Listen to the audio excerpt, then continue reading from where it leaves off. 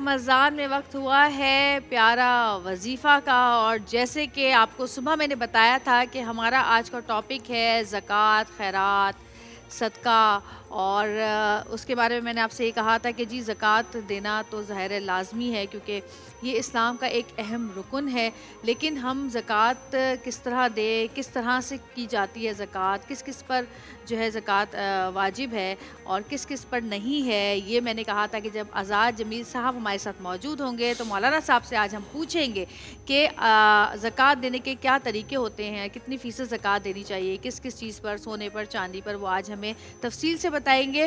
لیکن میں نے یہ بھی آپ لوگوں سے ذکر کیا تھا کہ صدقہ آپ جتنا چاہیں کریں، میں تو جتنا چاہے صدقہ کرتی ہوں، اور یہی بات صبح میں نے آپ سے کی تھی، اور آج میں مولانا آزاد جمیل صاحب سے بات کروں گی کہ مولانا صاحب صبح میں نے یہ بات کی تھی کہ زکوٰۃ کا تو ایک باقاعدہ حساب کر کے ہمیں زکوٰۃ دینی ہوتی ہے، لیکن صدقہ اور خیرات تو ہم جتنا بھی چاہے کر سکتے ہیں، اور جتنا کریں وہ اچھا ہے کیونکہ بلاؤں کو اور جو آفتوں کو ہوتا ہے وہ صدقہ ٹالتا ہے۔ تو آپ کیا کہیں گے اس بارے میں، آج کے ہمارے ٹاپک کے بارے میں؟ بسم اللہ الرحمن الرحیم۔ جویریہ میری بہن، صدقات، خیرات اور زکوٰۃ تینوں چیزوں میں معمولی سا فرق ہے۔ زکوٰۃ واجب ہوتی ہے اور جو صدقات ہیں وہ بھی زکوٰۃ کے زمرے میں آتے ہیں، لیکن صدقات تین قسم کی ہوتی ہیں: فرض، واجب اور نفل۔ جو فرض ہے وہ تو زکوٰۃ کے زمرے میں آ گئی۔ اب جو واجب ہے، واجب جیسے کہ فطرانہ ہے، آپ نے کوئی قسم کھائی ہے، کوئی منت ہے، یا آپ قربانی کرتے ہیں تو وہ واجب میں آتی ہے۔ اور اسی طرح جو تیسرا اس کا درجہ ہے وہ ہے خیرات میں آتا ہے، وہ ہے نفل میں۔ اچھا، باقی دو کی جو کنڈیشن ہے وہ صاحب استطاعت کو نہیں دینی، جو مستحق ہے اس کو دینی ہے۔ جو فرض ہے اور واجب ہے وہ مستحق کو دینی ہے، اگر غیر مستحق کو دیں گے تو نہیں ہوگی۔ اور یہ جو خیرات ہے، خیرات مطلب خیر کو کثیر کر دینا تو خیرات بن جاتا ہے۔ تو خیرات کے جو صدقات ہیں جو نوافل میں آتے ہیں وہ چاہے مستحق کو دیں چاہے نہ دیں۔ اچھا، یہ نیت کرنے والے کی نیت پہ بھی ڈیپینڈ کرتا ہے۔ اگر وہ آپ کو مستحق سمجھ کے دے رہا ہے تو صدقہ ہے، اگر آپ کو اعزاز میں دے رہا ہے تو وہ پھر گفٹ بن جاتا ہے، ہدیہ بن جاتا ہے۔ پہلے امتوں میں یہ ہوتا تھا کہ جب وہ زکوٰۃ دیتے تھے یا اپنے صدقات دیتے تھے تو وہ کسی کو دیتے نہیں تھے، وہ کسی پہاڑ پہ یا کسی ٹیلے پہ وہ رکھ کے، وہ اگر آگ نے جلا دیا تو یہ ایکسیپٹ کیا جاتا تھا کہ ہاں یہ اب اللہ کے بارگاہ میں قبول ہو گیا ہے، آگ جلا دیتی تھی۔ اور اگر کسی کا مال نہیں جلتا تھا تو مطلب یہ ہوتا تھا کہ اللہ نے اس کا مال قبول نہیں کیا۔ یہ پچھلی امتوں میں ایسا چلتا ہوا آ رہا تھا۔ لیکن آپ صلی اللہ علیہ وسلم کی ایک حدیث ہے کہ اللہ تعالیٰ نے جب زمین بنائی تو زمین ہلنے لگی، تو جب زمین ہلنے لگی تو اللہ تعالیٰ نے ان پہ پہاڑ گھاڑ دیے میخوں کی طرح۔ جب پہاڑ گھاڑ دیے تو ملائکہ نے اللہ سے پوچھا، اے اللہ، کیا پہاڑوں سے بھی کوئی طاقتور چیز ہے؟ کہاں ہے؟ کیا لوہا؟ یا اللہ لوہے سے بھی کوئی طاقتور چیز ہے؟ کہاں ہے؟ آگ ہے، آگ لوہے کو بھی جلا دیتی ہے۔ یا اللہ آگ سے بھی کوئی طاقتور چیز ہے؟ کہاں؟ بالکل ہے، ہوا ہے، وہ بجھا دیتی ہے۔ تو پھر ان کو کہا کہ پھر یہ آگ سے طاقتور چیز کا وہ پانی ہے، پانی آگ سے طاقتور ہے۔ کہ یا اللہ پانی سے طاقتور چیز؟ تو پھر اینڈ میں کہا کہ وہ ہوا ہے، ہوا جو ہے وہ پانی کو بھی اڑا دیتی ہے۔ کہ یا اللہ ان چاروں سے کوئی طاقتور چیز ہے؟ کہاں ہے؟ ایک انسان کا وہ صدقہ جو سیدھے جانب سے دیں اور الٹے ہاتھ کو پتہ ہی نہ چلے، سیدھے ہاتھ سے ہو تو الٹے ہاتھ کا پتہ ہی نہ چلے۔ آپ یقین کریں، میں پڑھ رہا تھا کہ اللہ تعالیٰ نے حضرت ابن عباس کی ایک روایت ہے جو آپ صلی اللہ علیہ وسلم سے منقول ہے۔ آپ صلی اللہ علیہ وسلم نے فرمایا کہ جس کو یہ 4 چیزیں مل گئیں گویا اس کو کل کائنات کی ہر خیر مل گئی۔ پہلی چیز شکر کرنے والی زبان، یہ شکر کرنے والی زبان ہے نا، یہ اگر کسی کو مل گئی تو اس کو ہر خیر مل گئی۔ اور پھر اس کے ساتھ اور کہا شکر کرنے والا دل، تو اب شکر زبان سے بھی ہوا اور دل سے بھی ہوا۔ اور پھر تیسری چیز کہی مشقت پر برداشت کرنے والا جسم جو برداشت کر سکے۔ اور چوتھی چیز آپ صلی اللہ علیہ وسلم نے فرمائی وہ بیوی جو آپ کے مال اور عزت میں خیانت نہ کریں۔ یہ 4 چیزیں جس شخص کو مل گئی وہ خوش قسمت ہے۔ اور پھر 3 چیزیں آپ نے اور فرمائی کہ جس کو کشادہ گھر مل جائے، نرم سواری مل جائے اور مرۃ صالحہ اور اچھی بیوی مل جائے، اس شخص کو دنیا کی ہر خیر مل گئی۔ سبحان اللہ۔ میں جویریہ جی کل ایک شخص ملنے آئے، انہوں نے کہا کہ مولانا صاحب کیا شریعت میں یہ جائز ہے کہ میں اپنی ماں کو زکوٰۃ دے دوں؟ میں نے کہا ماں کو زکوٰۃ دو گے؟ کہ ہاں، چونکہ وہ میرے پاس نہیں رہتی، وہ میرے ایک بھائی کے پاس رہتی ہے، وہ خود بھی مزدور ہے، لیکن میں چاہ رہا ہوں کہ میں اپنے مال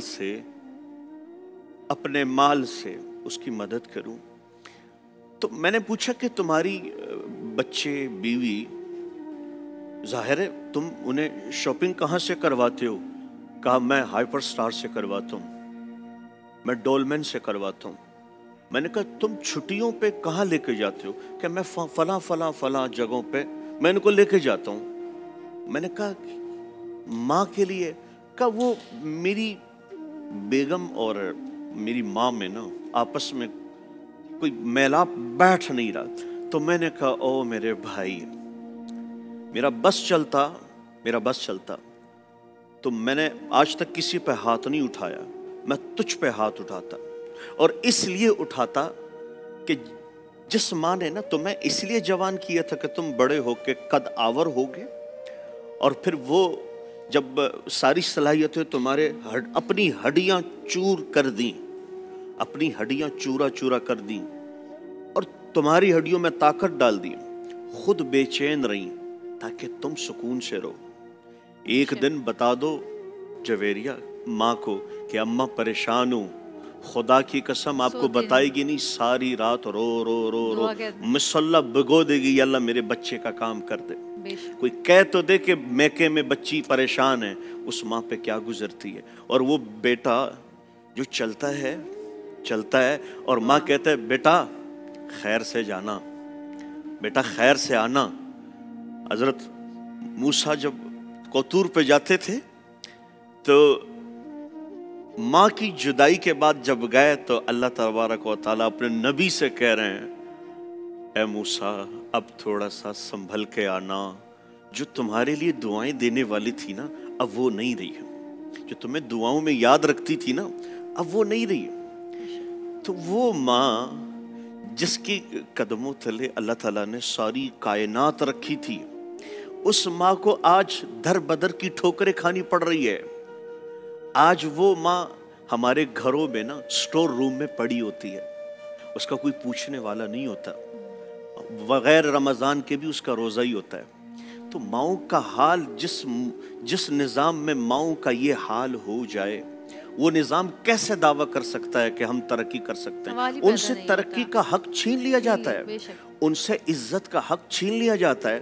تو ایک ماں کو بچہ سوچ رہا ہے میں زکوٰۃ دے دوں، اولاد ویسے ماں باپ پہ تو زکوٰۃ نہیں ہوتی، ماں کو تو نانا نانی دادا دادی ان کو تو ہوتی نہیں ہے، لیکن کانسیپٹ دیکھیں کہ ہمارے معاشرے نے کس طرف ہمیں دھکیلا اور یہاں آ کے کھڑا کر دیا، گویا کہ ان کی اب ہماری زندگی میں کوئی حیثیت ہی نہیں ہے، ان کا ہمارے ساتھ کوئی تعلق ہی کوئی نہیں۔ جب بچی جب چھوٹی ہوتی ہے یا بچہ چھوٹا ہوتا ہے، جب وہ والدہ ان کو نہلا رہی ہوتی ہے، لوگ دونوں رو رہے ہوتے ہیں، دونوں ہنس رہے ہوتے ہیں، لیکن جب رفتہ رفتہ رفتہ رفتہ رفتہ باپ بوڑھا ہو جائے اور اس کا بچہ اس کو نہلا رہا ہوتا ہے نا, دونوں رو رہے ہوتے ہیں. اچھا جب ماں بچی کو نا نہلا رہی ہوتی ہے نا تو دونوں جو بیٹی ہے اور بچی دونوں ہنس رہے ہوتے ہیں, ماں اور بیٹی. لیکن جب ماں بوڑھی ہو جائے اور بچی کا وقت آئے کہ وہ ماں کو نہلائے تو دونوں کی کیفیت وہ بنتی ہے کہ زمین بھی ہلتی ہے, آسمان بھی. تو یہ وہ ماں ہے جس کو اللہ تبارک و تعالیٰ کا فرمان ہے کہ اگر جس نے ماں کو دکھ دیا اس پہ اللہ کی لعنت, بے شک بے شک, جس نے ماں باپ کو دکھ دیا اس پہ فرشتوں کی لعنت. بے شک, نہ اس کا فرض قبول ہے نہ نفل قبول ہے. اسی رمضان میں آپ صلی اللہ علیہ وسلم نے پہلے ممبر پہ قدم رکھا, آمین, پھر دوسرے پہ قدم رکھا, آمین, پھر تیسرے میں پوچھا گیا یا رسول اللہ آج تو عجیب اتفاق ہے, ممبر پہ آپ قدم رکھ رہے ہیں, آمین کہہ رہے ہیں, کہ جبریل میرے سامنے آ کے کھڑے ہو گئے اور جبریل مجھ سے کہنے لگے اے محمد صلی اللہ علیہ وسلم جو اپنے ماں باپ کو بڑھاپے تک پائے اور ان کی خدمت کر کے جنت میں نہ چلا جائے وہ ہلاک ہو جائے. میں نے کہا آمین. دوبارہ انہوں نے یہی تو کہا. پھر جب دوسری دعا کی کہ جو جہاں آپ کا تذکرہ ہو اور وہ آپ پہ درود ہی نہ پڑھیں وہ بھی ہلاک ہو, کا میں نے کہا آمین. کا تیسری بڑی عجیب بات کی, آپ کے قدموں کی آہٹ اور دعائیں اور ان پہ آمین جبریل کا جو رمضان کا مہینہ پائے اور اس میں اپنی بخشش ہی نہ کروا سکے وہ بھی ہلاک ہو جائے. تو جویریہ ہم زوال سے زوال کی طرف جا رہے ہیں. ہمارے پاس اب دنیا کی کوئی ایسی چیز نہیں ہے جو ہمارے گھروں کو روشن کر سکے. ہم نے اپنے گھروں کے دیے خود ہی بجھا دیے, ہم نے اپنے گھروں سے برکتیں خود ہی لے لی, اب باہر ڈھونڈتے پھرتے ہیں. نہیں, آپ کے گھر میں آپ کا سب کچھ موجود ہے. آپ کے عمرے کا اجر آپ کے گھر میں موجود ہے, آپ کے حج کا اجر آپ کے گھر میں موجود ہے, آپ کے صدقات کا حقدار آپ کی ماں ہے, آپ کی زیادہ توجہ کا حقدار آپ کی ماں ہے. اس سے مقدس رشتہ کوئی اور نہیں ہے, یہ ماں کی ممتا ہے. تو جویریہ مجھے دکھ ہوتا ہے کہ جب ہم اس معاشرے میں زندگی کو سمجھے بغیر رشتوں کو لے کے چلتے ہیں تو کچھ کو تو بہت آگے لے کے جاتے ہیں اور کچھ کو ہم جو بہت ہی احترام کے ماں باپ کچھ عرصہ ساتھ ہوتے ہیں, کچھ عرصہ ساتھ ہوتے ہیں, لیکن ان کی دعائیں, ان کی محبت, ان کی شفقت وہ ساری زندگی اولاد کے ساتھ ہوتی ہے. بہت خوبصورت اور بہت اچھی بات کی آپ نے. اور ایک دفعہ میں چاہوں گی کہ پھر آپ لوگوں کو بتا دیجئے, کیونکہ کچھ لوگوں کو مجھ سے تھوڑا سا وہ ہو رہا ہے کہ میں نے شاید غلط بولا, لیکن میں نے صدقے کی بات کی تھی شروع میں کہ صدقہ آپ جانوروں کو بھی دے سکتے ہیں اور لوگوں کو بھی دے سکتے ہیں. اس کے علاوہ آپ پانی میں جو مچھلیوں کو کھلاتے ہیں وہ بھی صدقہ ہی ہوتا ہے. لیکن زکوٰۃ اور خیرات آپ بہت ڈھونڈ کے آپ کو دینا پڑتا ہے کہ جو اس کا حقدار ہو اس کو دینی پڑتی ہے. ایک اور چیز میں صرف پوچھنا چاہ رہی ہوں کہ جیسے ماں باپ پر تو آپ زکوٰۃ نہیں دے سکتے, بہن بھائیوں کو آپ زکوٰۃ دے سکتے ہیں؟ نہیں, بہن بھائیوں کو بھی نہیں دے سکتے. تو ہم ماں باپ بہن بھائیوں کے علاوہ آپ جو بھی ہے ان کو دے سکتے ہیں. ٹھیک ہے, اور آپ کو پتہ ہونا چاہیے کہ ان کو بتا کے دینی چاہیے یا بغیر بتائے بھی دے سکتے ہیں؟ دیکھیں, بتانا ضروری نہیں ہے. بتانا, اگر بتانے سے ان کی حوصلہ شکنی ہوتی ہے اور یہ زکوٰۃ ہے, ظاہر زکوٰۃ مال کے تھوڑے سے میل کو کہتے ہیں جب آپ اس کو پاک کرتے ہیں, تو اس لحاظ سے انہیں بتانا مقصود نہیں ہے, نہ کہ اعلان کرنا. صحیح. اب چھوٹی سی بریک لیتے ہیں, بریک کے بعد واپس آئیں گے اور آپ کے ساتھ رہیں گے. دیکھتے رہیے گا پیارا رمضان.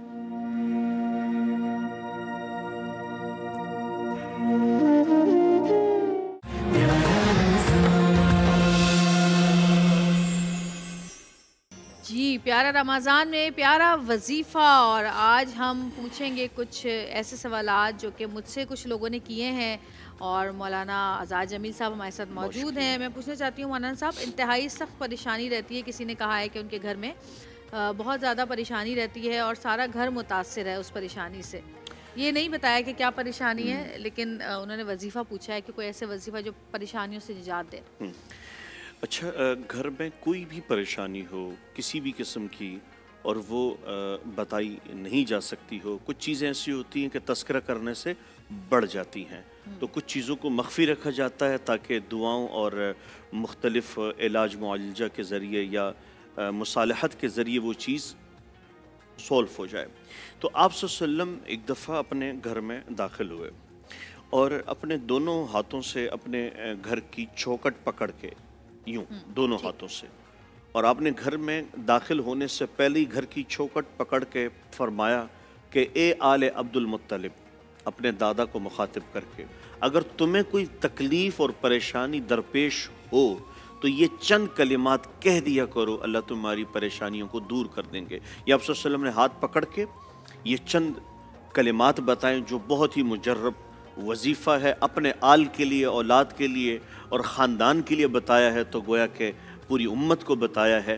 تو وہ الفاظ یہ ہیں کہ اللہ اللہ ربنا لا نشرک به شیئا، اللہ اللہ ربنا لا نشرک به شیئا۔ تو مجرب یہی ہے کہ جو گھر میں پریشانی ہو یا کسی بھی قسم کی کوئی مشکل ہو تو وہ ظاہر ہے کسی دروازے سے ہی کوئی چیز داخل ہوتی ہے، تو آپ صلی اللہ علیہ وسلم نے اس دروازے کی چوکھٹ پکڑ کے تاکہ وہ چیز داخل نہ ہو، جو انٹر ہے وہ آؤٹ ہو، تو یہ کلمات کہا کریں کتنی دفعہ کرنے لاتعداد۔ تو انشاءاللہ، اور مسنون یہی ہے کہ چوکھٹ پکڑ لیں، چاہے گھر کا یا کمرے کا یا آپ کے جو بھی صحن وغیرہ، اور یہ مسنون عمل کریں، جتنی بھی بڑی پریشانی ہوگی انشاءاللہ ختم ہو جائے گی۔ کالر ہمارے پاس موجود ہیں۔ ہیلو، السلام علیکم۔ وعلیکم السلام ورحمۃ اللہ۔ جی فرمائیے۔ میرا سوال ہے ایک مولانا صاحب سے، چونکہ ٹرانسمیشن میں زکوٰۃ کے بارے میں ڈسکشن ہو رہی تھی، تو ہمیں بچپن سے ہی یہ بتایا جاتا ہے کہ 2.5% زکوٰۃ ہم نے دینی ہے، اور یہ زکوٰۃ سونے یا چاندی کے حساب سے ہوگی۔ میرا سوال یہ ہے کہ کسی کے پاس جانور زیادہ ہوں، تو بھیڑ، بکریاں، اونٹ وغیرہ، تو اس پر زکوٰۃ کس حساب سے دیں گے؟ ذرا تفصیل سے بتائیے۔ اپنا نام بتا دی بھائی صاحب۔ امتیاز حسین، کراچی سے۔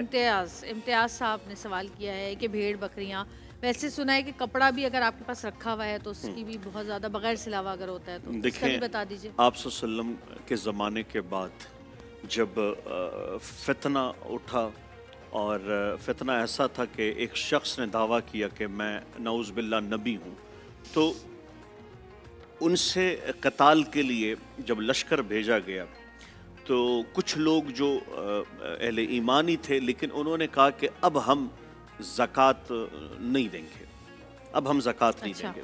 تو حضرت ابوبکر صدیق رضی اللہ تعالی عنہ وہ فرمانے لگے کہ جو اسامہ بن زید کا لشکر تھا وہ بھی جائے گا، چونکہ ان کی تشکیل اللہ کے نبی نے کر دی تھی۔ پھر آپ صلی اللہ علیہ وسلم دنیا سے پردہ فرما گئے، کہ وہ لشکر بھی روانہ ہوگا، اس لیے جس لشکر کو اللہ کے نبی نے یہ تعلیمات دے دی ہوں اور ان کو روانہ کر دیا ہو، وہ ابوبکر نہیں روک سکتا۔ اور جو اللہ کے نبی کے زمانے میں زکوٰۃ کے وقت اونٹ دیتا تھا اور اونٹ کے ساتھ اونٹ کی نقیل دیتا تھا، اور مجھے اگر وہ نقیل نہ دے اور اونٹ دے، میں اس سے پھر بھی لڑوں گا زکوٰۃ کے لیے، کہ وہ اونٹ تو دے رہا ہے، جو نقیل بھی دیتے تھے وہ بھی دینا ضروری ہے۔ تو مراد یہی ہے کہ زکوٰۃ جانور پہ بھی ہے، زکوٰۃ تجارت پہ بھی ہے، زکوٰۃ آپ کے پاس جتنی بھی مالی اور تجارتی چیزیں ہیں ان سب پر 2.5% ہے۔ آپ یقین جانیے، جب آپ زکوٰۃ دینے والا سخی نہیں کہلایا جاتا، یہ یاد رکھیں، یہ آپ پر فرض ہے جو آپ نے ادا کرنی ہوتی ہے۔ سخی وہ کہلایا جاتا ہے جو صدقات کی طرف بڑھے، زکوٰۃ تو آپ کو دینی ہے، جو اس سے آگے دے۔ تو کوشش یہ کریں کہ زکوٰۃ فکس سال گزر جائے ایک چیز پہ تو اس پہ بنتی ہے۔ اگر سال سے پہلے ہی آپ کے پاس کوئی رقم نہیں تھی، ایک دن بھی کم ہوا، تو آپ پر زکوٰۃ نہیں ہے۔ لیکن اگر چاندی سونا ملا کے آپ کا جو بھی سوال ہے کہ 52 تولے چاندی ہے اور 7.5 تولے سونا ہے، تو اگر ان کو ملا کے بھی 52 تولہ چاندی بن جاتا ہے اور اتنی رقم بنتی ہے، تو پھر بھی آپ اس کی زکوٰۃ دیں۔ اور ایک بات یاد رکھیں، اگر آپ زکوٰۃ کے دینے کی استطاعت میں نہیں ہیں اور آپ پھر بھی زکوٰۃ نکالتے ہیں، اگلے سال اللہ تعالیٰ آپ کو صاحب زکوٰۃ کر دے گا۔ یہ اللہ کا وعدہ ہے۔ اگر صاحب استطاعت نہیں ہے اور آپ اس سال دیتے ہیں، اگلے سال اللہ آپ کو صاحب استطاعت کرے گا، چاہے آپ کی قربانی کی استطاعت نہ ہو، چاہے آپ کی فطرانی کی استطاعت نہ ہو، آپ کریں گے، چونکہ اللہ کیفیت دیکھتا ہے، مقدار نہیں دیکھتا، کیفیت دیکھتا ہے۔ اسی کیفیت کی بات تھی جب تبوک کے موقع پہ آپ نے حکم دیا کہ جن کے پاس جو مال ہے جویریہ وہ لے آئیں، تو سب اپنی اپنی استطاعت کے مطابق مال لے کے آئے۔ حضرت ابوبکر نے اپنے گھر کا جو بھی کچھ تھا سب لے کے آئے، اور حضرت عمر فاروق نے اپنے گھر کا آدھا مال، اور سعد بن عبادہ نے انتہائی لشکر میں جتنی کھجوریں تھیں وہ ساری دی۔ حضرت عثمان نے پورے لشکر کو سب ساری سواریاں مہیا کی بما ان کے ساز و سامان کے۔ ایک صحابی ہیں، ان کے پاس مال کوئی نہیں، رات کو گئے یہودی کے باغ میں مزدوری کی، اتنی مزدوری صبح تک 6 سیر کھجوریں ان کو مل گئی، 6 سیر کھجوریں ملی۔ صبح اپنے دامن میں 3 سیر گھر چھوڑے بچوں کے لیے، اور 3 سیر دامن میں ڈال کے یوں چھپ کے آتے ہوئے، تو آپ جب آئے تو کچھ منافقین تھے، انہوں نے صدائیں لگائیں، کہنے لگے یہ 3 کلو سیر جو ہے اس سے کیا فرق بنے گا، یہاں تو لوگوں نے 40 من کھجوریں دی، آپ کے 3 کلو سے کیا بننا ہے؟ تو آپ صلی اللہ علیہ وسلم نے کیا فرمایا؟ آپ نے فرمایا کہ یہ کھجورے کا یہ میرے پاس لاؤ، اور آپ نے یوں کھجوریں لی اور بوسہ دیا اور فرمایا یہ ابو عقیل کی کھجوریں ہیں، یہ برکت کے لیے ساری کھجوروں پر ڈال دو۔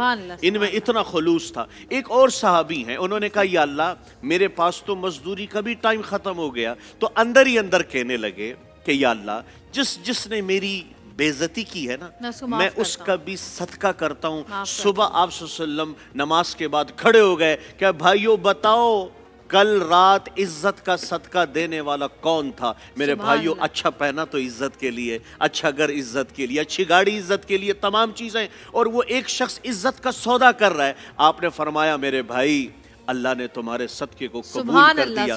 تو مقدار نہیں معیار، کوشش کریں اپنے آپ کو اس ٹریک پہ لے آئیں، ایک دیں اللہ 10 کر کے واپس دے گا، اللہ 10 کر کے واپس لے گا۔ ایک اور کالر ہمارے ساتھ موجود ہیں۔ ہیلو السلام علیکم۔ وعلیکم السلام جی کون بات کر رہی ہیں؟ کیا سوال ہے آپ کا مولانا صاحب سے؟ جی میں سعدیہ بات کر رہی ہوں لاہور سے۔ جی سوال کیا ہے آپ کا؟ جی میرا سوال یہ ہے کہ ہمارے گھر میں کچھ پیسے پڑے ہو، سونا پڑا ہو، کوئی بھی چیز پڑی ہو تو وہ غائب ہو جاتی ہے، تو اس کے لیے کوئی وظیفہ بتا دیں۔ غائب ہو جاتی ہے؟ جی غائب ہو جاتی ہے، یعنی کہ پیسے پڑے ہو، رقم پڑی ہو، اس میں سے رقم اڑ جاتی ہے۔ چوری ہو جاتی ہے یا غائب ہو جاتی ہے؟ غائب ہو جاتی ہے، یعنی کہ رقم جیسے 50,000 روپے پڑے ہو نا، اس میں 30,000 رہ جاتا ہے، 20,000 روپے اڑ جاتا ہے، ایسے رقم اڑ جاتی ہے۔ اور ہماری جو سیف ہے نا، سیف میں پیسے پڑے ہوتے ہیں، تو سیف میں سے تالے میں سے پیسے نکل جاتے ہیں، تالا بھی لگا ہوتا ہے لیکن پیسے نکل جاتے ہیں۔ یہ ویسے پتہ ہے کیا، ایک زمانے میں ہمارے ساتھ بھی ہوا ہے ایسا۔ کیسے؟ ایسا ہی ہوتا ہے کہ میرے کپڑے غائب ہو جاتے تھے، میرے کمرے میں تو کوئی آتا ہی نہیں ہے، اس کے بعد کچھ دن کے بعد پھر دوبارہ مل جاتے تھے اسی جگہ رکھے ہوئے۔ اچھا کبھی 2 دفعہ ایسا بھی ہوا ہے کہ سیف میں سے پیسے غائب ہو گئے اور اس کا کسی کو پتہ ہی نہیں تھا کہ کیا نمبر ہے۔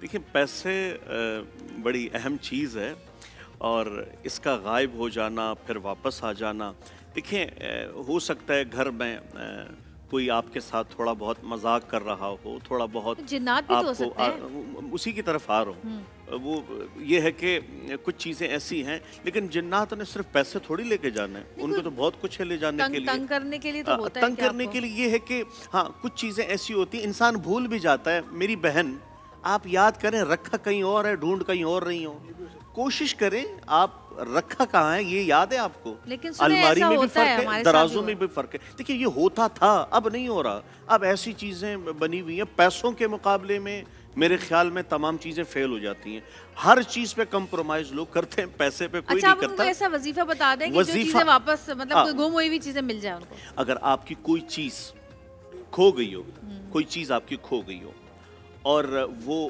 نہ مل رہی ہو، تو آپ 21 دفعہ انا للہ و انا الیہ راجعون، اور اگر آپ کے پیسے دیکھیں پیسے گم ہو گئے یہ تو مسئلہ ہی کوئی نہیں، مہینہ ختم ہونے سے پہلے پیسے ختم ہو جائیں تو اس کے لیے میں آپ کو ایک وظیفہ بتاتا چلوں جس سے آپ کے کھوئے ہوئے پیسے بھی آپ کو مل جائیں اور جو آپ کی سیونگ ہے وہ بھی برقرار بڑھے.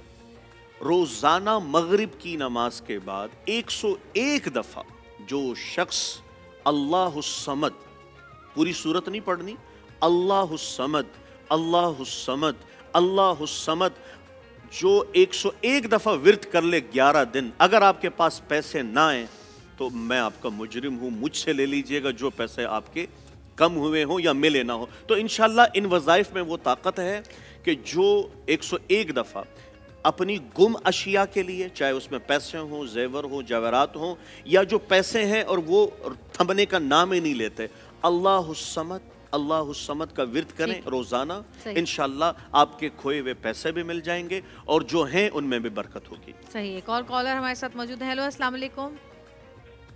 ہیلو السلام علیکم. وعلیکم السلام جی. کون بول رہے ہیں، کہاں سے بول رہے ہیں، کیا بات کرنی ہے، کیا سوال پوچھنا ہے؟ جی میں کراچی سے ہی بات کر رہا ہوں. نام بتائیے. نام میں اس لیے نہیں بتا رہا کیونکہ تھوڑا مسئلہ. کوئی بات نہیں، چلیے سوال پوچھیے.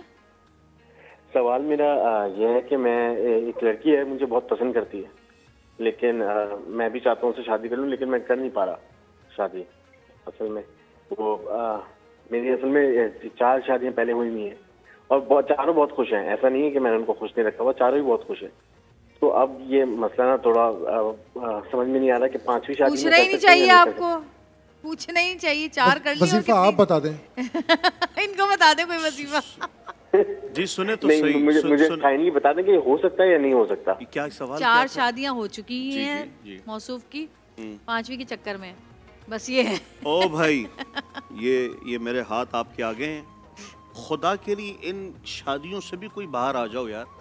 اور بھی دکھ ہیں زمانے میں محبت کے سوا، راحتیں اور بھی ہیں وصل کے راحت کے سوا، اسی میں ہی لگے ہوئے یار. شادی میں جانا ہے تو تیار ہو کے جانے کہ کوئی پسند کر لے، کہیں دعوت میں جانا ہے کہ کوئی دیکھ لے اس کو میں اچھا لگنے لگوں، اچھی لگنے لگوں. ارے ان چکروں سے آپ باہر آ جائیں، اپنے گھر کو خراب کر رہے ہیں. اور لوگوں کے گھر 4 کے بعد تو گنتی ختم ہو گئی ہے. آپ نے تو دیکھیں 1 2 3 4 دیکھیں. میری گزارش ہے آپ کو، گزارش ہے شادی بالکل کریں، لیکن دیکھیں ایک طرح سے اگر آپ 4 پہ بھی نہیں رک رہے تو 5 پہ آپ کی کیا گارنٹی ہے رک جائیں گے؟ 6 پہ کیسے رک جائیں گے؟ دیکھیں اپنے نفس کو بھی دیکھیں. اگر کچھ نہیں ہو رہا نا، آپ اپنے آپ ہی کو ایک دوش دیں، اپنے آپ کو ملامت کریں کہ آپ کی جو ازواج ہیں وہ اچھا آپ کے ساتھ رہ رہی ہیں، آپ کی فیملی ہے. اچھا آپ اگر مجھے نام بتا دیں نا، نام بتا دیں. اب نام بتا دیں آپ، اگر آپ سن رہے ہیں یا ہمیں پھر ایکسپریس کے میسج باکس پہ آپ اپنا میسج چھوڑیں. آپ نام ضرور بتائیں. آپ وظیفہ پوچھنے تو نہیں جائیں گے ان سے؟ میں وظیفہ پوچھنے تو نہیں جاؤں گا، لیکن سنیں دیکھیں کوشش کریں. آپ اگر کہیں پر بھی جائیں، یہ جو ہم نے ایک آسان سی محبت بنا دی ہے نا، محبت اتنی آسان تھوڑی ہوتی ہے جو آپ کی ہو جائے. اور آپ اتنے سستے ہیں، کوئی کسی نے بھی دیکھ لیا اور آپ کی محبت ہو گئی. یار اتنے جلدی نہ کسی پہ فدا ہوا کریں، نہ کسی سے اتنی جلدی محبت ہوتی ہے. لیکن آپ کر چکے ہیں. دیکھیں اگر آپ کر چکے ہیں تو ان 4 بھابھیوں میں سے تو کوئی ایک آؤٹ ہوگی. یا تو پھر آپ ان کی اللہ ان کو حیاتی دے، یا تو پھر آپ انتظار کریں کہ ان میں سے کسی ایک کا وہ ہو جائے، یا پھر آپ انتظار کریں کہ کسی ایک کو کہہ دیں کہ اب آپ اس طرف ہو جائیں. تو گزارش میری آپ سے یہی، آپ تو یہی کہہ سکتے ہیں نا، ارادے ہیں تو وہ کچھ ہو ہی جانا تو اب آپ سے میری یہ ریکویسٹ ہے، کوشش کریں. دیکھیں موضوع اتنا عجیب ہمارا چل رہا تھا، اتنی اچھی چیزیں، اور آپ نے آ کے بیچ میں یہ چیز لگا دی ہے. یہاں اور بھی لوگ بیٹھے ہوئے ہیں اور ان کے اپنے اتنے معاملات ہیں. کالر ہمارے ساتھ موجود ہے. السلام علیکم. کون بات کر رہے ہیں، کیا سوال ہے آپ کا، کہاں سے بات کر رہے ہیں؟ السلام علیکم، میں طلحہ کراچی سے بات کر رہا ہوں. جی طلحہ کہیے. جی میرا سوال یہ ہے کہ کچھ لوگ کہتے ہیں کہ تراویح پڑھو یا چھوڑ دو، کوئی مسئلے والی بات نہیں ہے، اور جبکہ کچھ لوگوں کا موقف یہ ہے کہ تراویحیں چھوڑ دینا جو ہے گناہ ہے. تو اس حوالے میں سے میں جاننا چاہتا ہوں، حدیث کی روشنی میں کوئی ہے ریفرنس اس کا، پلیز بتا دیں. جی تراویح آپ صلی اللہ علیہ وسلم جب رمضان آتا تھا تو ان کی رات کی شب کی جو عبادت ہے اس کو تراویح کہتے ہیں. رہی بات پڑھنے کی نہ پڑھنے کی، تو میں آپ کو ایک بات بتاؤں. آپ صلی اللہ علیہ وسلم نے پڑھی दूसरे दिन पढ़ी, तीसरे दिन पढ़ी, चौथे दिन आप आए नहीं। क्यों नहीं आए? असहाब रसूल इंतज़ार कर रहे थे कि अब आप नमाज के बाद आएंगे, तरावी पढ़ाएंगे, लेकिन आप इसलिए नहीं आए। जब आपसे पूछने के लिए असहाब गए तो आपने फरमाया कि मैं इसलिए नहीं आया कि कहीं ये तरावी फ़र्ज़ ना हो जाए, कहीं ये फ़र्ज़ ना हो जाए। तो तरावी जो है वो सुन्नत है, और ऐसी सुन्नत है जिनके एक सजदे पे 1500 नेकियां मिलती हैं। ये हदीस में आता है 1500 नेकियां तरावी के एक सजदे में मिलते हैं, 1500 गुना माफ़ होते हैं और 1500 दर्जे बुलंद होते हैं। तो तरावी जो है वो असहाब रसूल का अमल है, ताबईन का अमल है, तबा ताबईन का अमल है, औलिया का अमल है। आज तक भी जितने बरगज़ीदा लोग हैं उन सब का ये वतीरा रहा है कि रमज़ान मुबारक में कुरान की तिलावत, वो तरावी में सुन्ना 20 रकात जो हमारे यहाँ मसनून है, तो उसमें मेरे ख्याल में ये नेकी है, और नेकी पूछ पूछ के नहीं की जाती, नेकी अपने साथ की जाती है। जितना ज़्यादा हो सके आप करें। बहुत खूबसूरत।